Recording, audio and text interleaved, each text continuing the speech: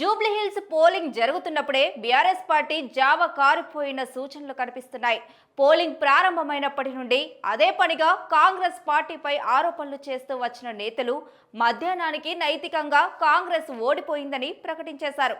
అంటే నైతిక గెలుపు మాదేనని, అసలు గెలుపు కాంగ్రెస్దేనని అంగీకరించినట్లయింది. కాంగ్రెస్ నేతలు ఇష్టానుసారంగా ఓటర్లను ప్రలోభపెట్టారని, నాన్ లోకల్స్తో జూబ్లీహిల్స్ నిండిపోయిందని బీఆర్ఎస్ నేతలు గగ్గోలు పెడుతున్నారు.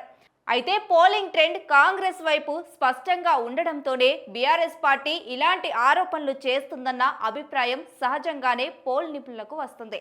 ఎందుకంటే ఓట్లు బీఆర్ఎస్ పార్టీకి పడుతున్నాయని అనుకుంటే వారు చేసే హడావిడి వేరుగా ఉండేది. కానీ ఇప్పుడు కాంగ్రెస్ ఏదో అక్రమాలకు పాల్పడుతుందని చెప్పడానికే ఎక్కువ ప్రాధాన్యం ఇచ్చారు. చాలా పోలింగ్ బూతుల్లో కాంగ్రెస్ పార్టీకి ఏకపక్ష పోలింగ్ పడుతున్నాయన్న ప్రచారం చాలా ఎక్కువగా జరిగింది. బస్తీలో నవీన్ యాదవ్ కి ఉన్న పట్టు, వారి పోల్ మేనేజ్మెంట్ మంచి ఫలితాన్ని ఇచ్చిందని చెబుతున్నారు. కాంగ్రెస్ పార్టీలో అంతర్గతంగా ఎన్ని సమస్యలు ఉన్నా తమకు కేటాయించిన డివిజన్లను, ఏరియాల విషయంలో కాంగ్రెస్ నేతలు తమ రాజకీయం చేశారు. ఎవరు నిర్లక్ష్యం చేయలేదనే అంటున్నారు.